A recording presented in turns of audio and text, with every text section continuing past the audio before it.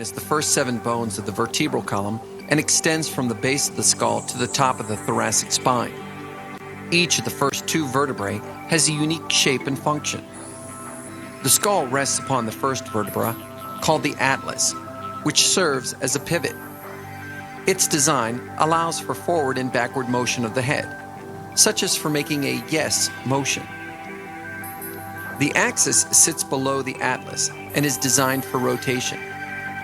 A bony process, called the dens, articulates with the atlas, allowing the head to turn from side to side, such as for making a no motion. Each of the 5 remaining vertebrae has a weight-bearing body. Surrounding these vertebrae are muscles, ligaments, blood vessels, and nerves.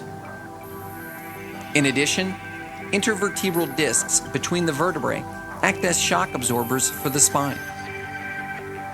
The design of the cervical vertebrae provides structural support and allows for considerable flexibility of the head and neck.